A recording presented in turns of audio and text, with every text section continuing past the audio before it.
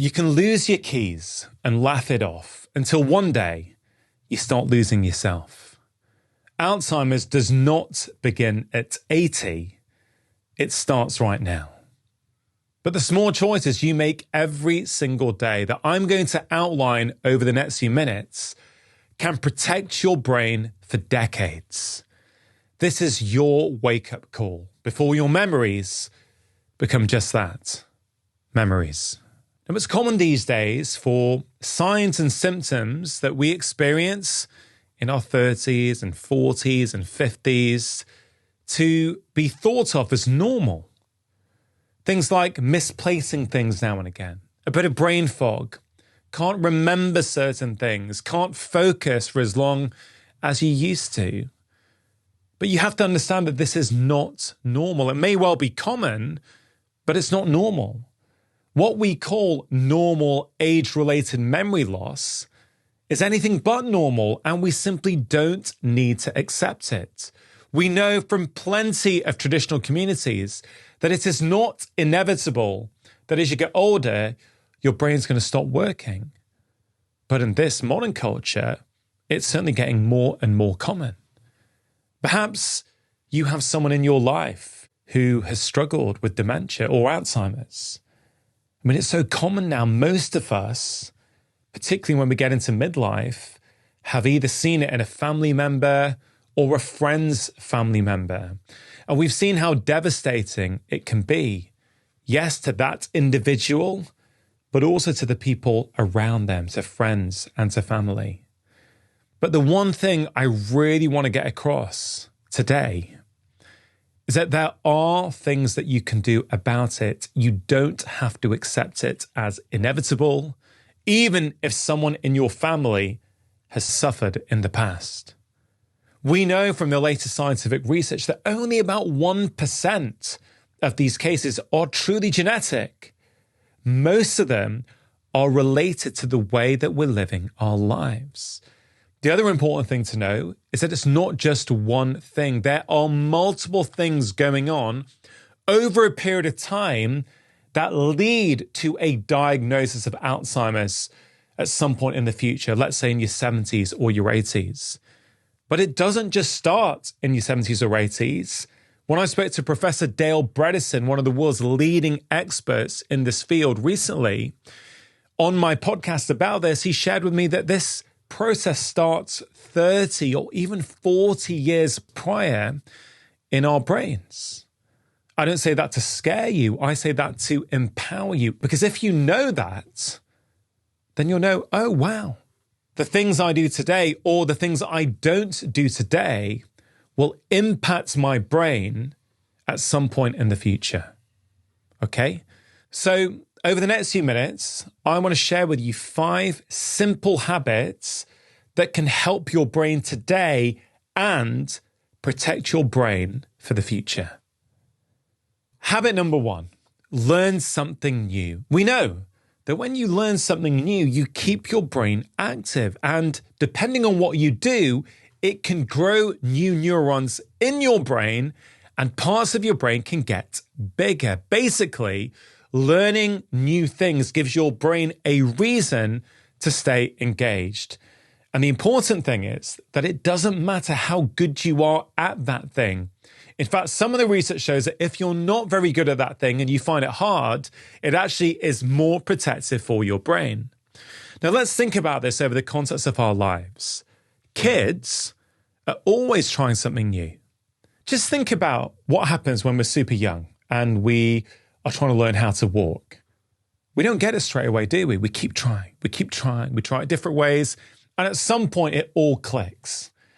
All of that active cognitive work to learn this new skill, and walking is quite a difficult skill, which is one of the reasons why robots still are unable to walk in the smooth, coordinated fashion like humans can, because it's a very complex task. But we know how to do it. We learnt how to do it as kids. And through that learning process, our brain starts to adapt. It is really, really good for our brains to constantly try learning new things, not just when we're toddlers or children. You see, in the modern world, Often what happens is that we're learning in our teenage years, if we're lucky enough to go to school. Maybe if we've chosen to go into higher education or have access to higher education, that might have gone on in our 20s as well. But often for many of us in our 30s, we often stop. We actually get better and more efficient at doing the same things. Your brain's always trying to get more efficient and make the things that we do regularly become more automatic. But that can come at a cost. If we're doing the same things but just getting better and better, in many ways we're using less brain resource, which is why learning new things is so important. There's a wonderful neuroscientist in America called Dr. Tommy Wood. He started off as a medical doctor from Oxford and now as a neuroscientist in Seattle. He published a paper a few years ago where he specifically stated that a lack of brain stimulation as we get older may be causative of age-related brain decline, not just associated with. That's really important. Not just a lack of brain stimulation is associated with age-related brain decline and things like Alzheimer's. No, a lack of stimulation may be causative. So my question to you is this: how much are you challenging your brain with new things? You see, even if you're doing other things right, like nutrition and sleep and stress management and movement, and we're going to get to all those things shortly, even if you're doing those things right, I think it's very hard to get away without regularly challenging your brain, particularly as you get older. Let's think about an analogy with, let's say, a plaster cast, okay? So let's say you're in good health and you've got your lifestyle dialed in. Good nutrition, good sleep, good social connections, but you fall over and break your wrist. And you get it x-rayed and the doctors decide that there's been a break and they put you in a plaster cast. Even if your nutrition and your sleep and your stress management is fantastic, if you're in a plaster cast for 2 months, you will get muscle atrophy. Your muscles will get weak. Your tendons will get weak. Why? Because they're not getting stimulated. And you think about your brain in exactly the same way. Even if you have the other lifestyle habits dialed in, you need to constantly keep stimulating your brain. And if you don't, your brain will also atrophy. And this will increase the likelihood that you're going to have problems with your cognition as you get older. Now, you may have seen this with people in your family who have retired. It's so common for people to be thriving. They're getting up, they're getting to work, they're doing what they need to do. And then maybe at the age of 65, they retire. And you will often see that over the next few years, cognitive function can start to decline because that stimulation that the brain was getting each day has gone away. In fact, there are multiple studies that show us that the earlier you retire, the earlier you get cognitive decline, especially if you have a cognitively stimulating job. Have you been noticing brain fog, forgetfulness, or mental fatigue creeping in? If you have, there's no need to worry, but it is important that you pay attention. Conditions like Alzheimer's don't just happen overnight, they build silently in your body for years. I have created a free guide that contains 5 simple, science-backed habits to sharpen your memory, protect your brain, and slow cognitive decline. There is so much that we can do to protect and safeguard the health of our brains. All you have to do is tap the first link in the description box below or scan the QR code on screen. Take action today and give your brain its best chance to thrive. Now, I think retirement can be absolutely fine for your brain as long as when you retire, you're looking for those new things to engage your brain. There was this awesome study that Tommy Wood actually told me about the taxi drivers in London, the black cab drivers. So in London, around Charing Cross Station, there are 25,000 streets in a 6-mile radius around that station. And taxi drivers who study for the exam, which is a very hard exam to pass in order to be a certified black cab driver in London, will study for 2 years. And basically, The taxi drivers who actually learnt all the material and passed their test had an increase in the size of their hippocampus. That's amazing because that's the part of your brain associated with memory, and markers related to the intensity of neural connection were strengthened as well. I mean, this is amazing. Basically, these taxi drivers had to learn a load of new material, and those who successfully managed to learn them and pass the exam showed a bigger brain in the memory center, and there were more intense and better connections between nerve cells. I mean, that's incredible, and it shows us just how important it is to constantly be learning. Now, it can be easier for us earlier in life, in education, maybe in our jobs, but as we get older, we have to start working a bit harder to keep on learning new things. So going back to the central theme that I'm talking about today, I'm basically saying that what you do today makes a massive difference to your brain in the future. And things like age-related cognitive decline and Alzheimer's are not inevitable. And there are things that you can do today that will really make a difference. So I want to ask you, in your life, when was the last time you learnt something new? Maybe you already are. And if you are, that is fantastic. Keep on doing it. But if you're not, I want you to ask yourself, what could you start doing? Learning a language is fantastic for the brain. Things like dancing or martial arts or Tai Chi or chess, these things are fantastic for the brain. And again, if you can try and find something that you enjoy, it's much more likely you're going to stick with it. But a key point to remember is this. You don't have to get exceptionally good at this new skill. If you find it hard in many ways, that's completely fine. The harder it is, the more challenge your brain is receiving. But of course, if you make something too hard, you're unlikely to want to continue and develop it. So that's the first habit, learn something new. But I want to say something just to finish off this habit that relates to the next four. You can challenge your brain by learning something new, but when did your brain actually grow stronger? It grows stronger when your brain recovers from that challenge. And what do you need to recover from the challenge? Your brain needs the right support and nutrients. And that's what the next four habits are going to tackle. Habit number 2, food. So the eminent neurologist, Professor Dale Bredsen, who came on my podcast recently, talks about the best diet that he has found over the years that will optimize our cognition and protect our brain. And these are the qualities that he talks about. A diet that is high in phytonutrients. These are those plant-based compounds, often colorful ones. A diet that is high in fiber, both soluble and insoluble.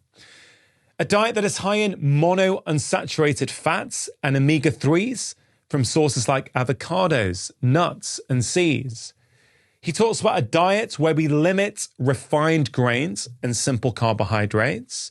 He also talks about healthy forms of protein. He particularly likes wild-caught, low-mercury fish, so the smash fish, SMASH, salmon, mackerel, anchovies, sardines, and herring. He talks about pastured chicken, pastured eggs, and things like grass-fed beef. He also talks about the importance of detoxifying cruciferous vegetables, such as Brussels sprouts and cabbage, and large portions of organic leafy greens. He's also a big fan of fermented vegetables like sauerkraut, and he recommends that we fast for at least 3 hours before we go to bed. That can help improve our sleep quality, and we'll get to sleep very, very shortly. But let's just have a little think about why Professor Bredsen recommends a diet with those qualities for our brain. Well, a reduction in simple carbohydrates, like white flour or sugar, can help you with something called insulin sensitivity, which is really important for your brain. Also, when you start to eat low sugar foods, you'll actually start to release less insulin, which over time will help you make ketones once again, which is an important fuel source for the brain. The good fats and healthy protein would smooth out something called your glycemic curve, which is basically how quickly and rapidly your blood sugar goes up and goes down. And we know that a smoother glycemic curve can help you with your brain aging. Soluble and insoluble fiber is really good for your gut microbiome, which is also good for your brain. Cruciferous vegetables like broccoli and Brussels sprouts can help increase something called your glutathione, your body's master antioxidant. And this is really important for detoxification. And of course, lots of colorful fruit and veg will give you lots of antioxidants. And the fermented vegetables help to seed and improve the health of your gut microbiome. Omega-3 fats reduce inflammation and vascular disease. And the DHA from the fatty fish can help support synapse formation in your brain. So these are the core principles that Professor Bredsen talks about when he talks about a diet that's going to help support a healthy brain. But if we just zoom out, the key principles are actually very, very simple. Mostly eat real food, reduce how much sugar you're having, reduce how many simple carbs you're having, which will send you on the blood sugar roller coaster, and make sure you're introducing things into your diet that will help your gut microbiome, which in turn will help your brain health. Habit number 3, get on top of your stress. Now, I know this can be a lot easier to say than do, but I think it's really helpful to understand what stress is and what impact chronic stress has on your brain. Now, the first thing to say is that stress is not necessarily a bad thing. We need stress. Stress helps our brain to function well, but that's a little bit of stress. So imagine this. Imagine you have to go up on stage and talk in front of 500 people and present a topic. Just before you go on, you might feel a little bit stressed. That's actually not a bad thing. A little bit of stress helps your brain function better. You're going to make connections between different parts of the brain. And ultimately, that little bit of stress is going to help you. However, if that stress gets too much, and you may have experienced that before when you've gone onto stage, you suddenly can't think. So that little bit of stress helps you, you perform better, but there is a sweet spot too much, and your brain freezes and you can't get your words out. That's the impact that stress can have on your brain. Now, in the short term, a little bit of stress is not really a problem. What we're talking about is chronic stress, the stress that comes day in, day out from the state of our daily lives, our job, our email inbox, our to-do list, the multiple obligations we have, the fact that we might be juggling a busy job, elderly parents who need looking after, and young children who we need to be bringing up. I mean, this is the modern world, and many of us end up living lives like that. Now, I know what that feels like. I was a carer for my father for 15 years. I know how hard it can be when you have multiple things vying for your attention, and sometimes stress will get the better of you. But we know now from the scientific research that chronic, unrelenting stress is not just associated with Alzheimer's and age-related cognitive decline in the future, it is causative. We know that chronic stress starts to damage and kill nerve cells in your hippocampus, which is the memory center of your brain. So it's really important, even if you have a busy life, that you think about what kinds of things could I do regularly that will help reduce my stress levels? And I promise you, even 5 or 10 minutes a day will make a massive difference. Now, I'm at the stage in life where I find meditation absolutely fantastic. There are so many studies out there now showing us that meditation can massively reduce stress levels. Now, some of the benefits of meditation are probably related to its ability to help people prevent or quickly address the stresses that would otherwise materialize as part of the daily accumulation of toxic proteins that the lymphatic system needs to wash away each night as we sleep. Meditation has also been shown to reduce anxiety, reduce depression, and even mitigate things like physical pain. Meditation also improves sleep quality and may help us control our appetite. All of these things are really, really important. Improving your sleep quality is also good for your brain. If it can help you control your appetite, that's going to help you eat better. And of course, I've already covered what kind of foods we should be thinking about when it comes to eating for our brain. Now, the neuroscientist Sarah Lazar showed in some early studies that regular meditation could substantially increase brain regions associated with attention, interoception, and sensory processing. So meditation might be something you want to introduce into your life to help you reduce stress and protect your brain. But it doesn't have to be meditation. The point here is that chronic stress is really toxic for your brain. Now, some of you will have more time. And if you have more time, I'd really encourage you to think about, can you take one day off, completely off each week, where you just switch off? No emails, no work. Maybe if you're lucky enough to have a family or some friends, can you hang out and nurture those social connections one day a week? I found that to be so helpful for many of my patients. And I would say in my own life, that's been a big change that I've made over the past few years. And it's been phenomenal. There's such a temptation these days to just do bits of work every day. Even on a Sunday, I'll just quickly catch up, do an hour of emails. But it's that constant stream of work and not switching off that causes the problem. But if you don't have that much time, can you bring in a 5 or 10 minute practice? Like yoga, like breath work, like journaling, something to help you manage the stresses of each day, because over time, it really will make a difference. The fourth habit is all to do with movement. We know that regular movement is so good for our brains in a variety of different ways. One of the things that regular movement does is it gets blood flowing and pumping around our body. And of course, the more blood that flows around our brain, the more oxygen that's getting to our brain. So we hear about the importance of movement for many things, for our physical health, for our mental well-being, for our moods, but it's also really important for our brains. Now, we also know that the structure and function of any tissue in the body, including brain tissue, is directly proportional to the demand that we put on it.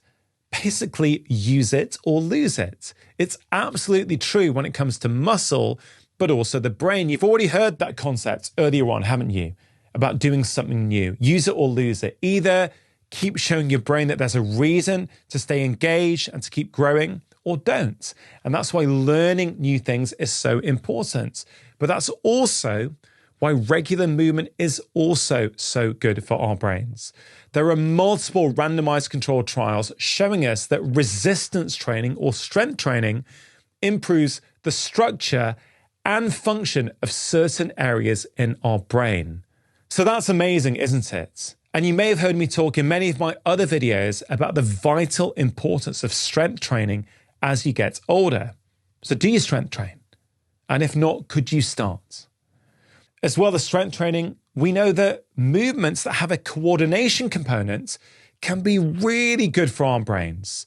Tai Chi, yoga, dancing. There was actually one study that looked at adults, I think in their 60s and 70s, and they compared those doing circuit training to dance class, and they found that there was more cognitive benefits, so more brain benefits from dancing as opposed to circuit training. And also in that study, they showed that the hippocampus, the memory part of your brain, got bigger. I mean, this is great. All movement is good for your brain, but it does appear that movements which have a coordination component are particularly good. So I've covered resistance training, I've covered movements with a coordination components, but of course, I can't forget about walking. I'm a huge fan of walking. I'm always banging on about walking because I think it's the fundamental human movement that we've absolutely under-prioritized over the past few years. Walking is so good for so many different aspects of our health, but particularly our brain. There's a researcher called Art Kramer who has repeatedly studied adults in their 50s all the way up to their 80s, and he has shown that adults who walk regularly can boost and increase their brain volume, specifically in the area of the brain associated with long-term memory. And in one of the papers where Art Kramer was writing about his research, he said this: These fairly modest exercise programs, so he's talking about walking basically, can buy you about 2 years of memory health and brain health. Remember what I just said. The adults who walked regularly increased the size of their brain in certain areas. Those areas were associated with memory. If there was a pharmaceutical pill that could be doing that, we'd be hearing all about it. But you can do that through walking. So under the context of movement, I mentioned 3 separate things: resistance training, movement with coordination, and walking. I don't want you to worry if you can't do them all. The point is that over the long term, it is essential that you move your body regularly if you want to protect your brain as you get older. And the final habit is all about sleep. Sleep is essential for our brains as we get older. And there's a common misconception that our brains are inactive when we sleep. This is simply not the case. What we found out over the past few years is that there are actually some parts of the brain which are more active in sleep compared to when we're awake. Now, Professor Bredsen, who I mentioned before, this is an incredible neurologist, and he says, when it comes to sleep, you want these 4 things. You want about 7 hours of sleep a night, 90 minutes of what we call REM sleep, rapid eye movement sleep, 60 minutes of deep sleep, and oxygen saturations of 94% or above throughout the night. Now, look, not all of us are going to know whether we're getting those things, right? You may know if you're getting 7 hours of sleep, and that's just an average. Of course, we all need different amounts of sleep, but you need to sleep regularly.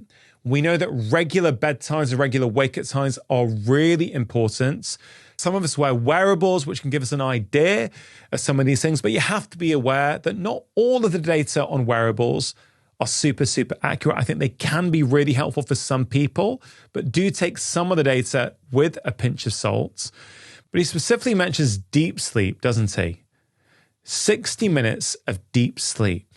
Now, deep sleep is a really important phase of sleep because in deep sleep, human growth hormone is released, which is a powerful substance that plays a vital role in the repair of body and brain cells. In deep sleep, built up waste products are flushed away, tissues are repaired and regrown, and the immune system is strengthened. So it's really important as we get older that we pay attention to our sleep. Now, I've been a doctor for around 25 years now, and I would say in the vast majority of cases, if you're struggling to sleep well, you are probably doing something in your daily life that without realizing it is negatively affecting your ability to sleep at night. Yes, there are what we call primary sleep disorders. Some people have sleep apnea. They need to go and get sleep studies done and get some treatment for sure. But for many of us, we're actively sabotaging our sleep with how we live our life. A few things to think about are getting morning light first thing in the morning. We know that if you can get about 10 or 50 minutes of natural light in your eyes pretty soon after waking up, that helps you sleep at night. We know that many people are sensitive to caffeine. So I have a rule myself, and it's something I've recommended to many patients over the years, which is enjoy your caffeine, but do it before noon. If you have caffeine in the afternoon, it may well be one of the reasons why you're not sleeping well at night. I think it's important to get enough movement in the day. Sometimes we can't sleep at night because we've been sat down all day in front of a screen. So our minds may be tired, but our bodies aren't.